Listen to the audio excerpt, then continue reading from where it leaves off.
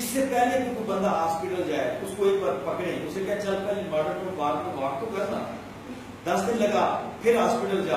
اور ہاسپٹل والوں کو بھی یہ نہیں ہونا چاہیے کہ کوئی بندہ ہے اس کو خام خواہ لے لے.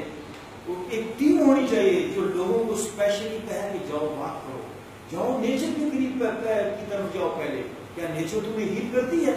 یقین جانیے کہ ہمارے لوگ نکمے اور سست وہی ہاسپٹلوں کے اندر جاتے ہیں جو نکمے اور سست ہے. جو ایکٹیو آدمی, سمجھدار آدمی, وہ نیچر کی طرف جائے گا, اپنی لائف کو بہتر کرے گا.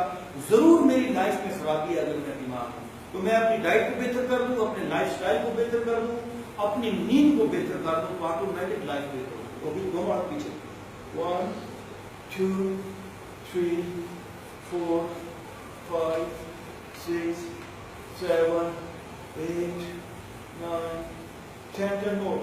1 2 3 4 5 6 7 8 9 10. جاری رہے مزے سے, آنکھیں بند کرے, پیار سے. یہ آپ کی باڈی ہے, ہم کمر پہ کام کر رہے ہیں. ہماری کمر کا جو نچلا حصہ ہے L4 L5 لمبر ریجن, اس کے اندر لچک ہو, ہماری ریڑھ کی ہڈی کے موڑے بالکل لچکدار ہوں, یہاں پر تناؤ نہ ہو. یہ موو کرتے چلے جائیے.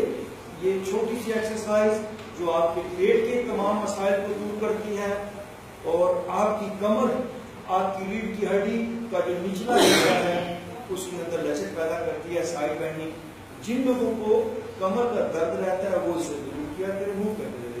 1 2 3 4 5 6 7 8 9 10. اور آپ سب لوگ ایسے بیٹھے, وجہ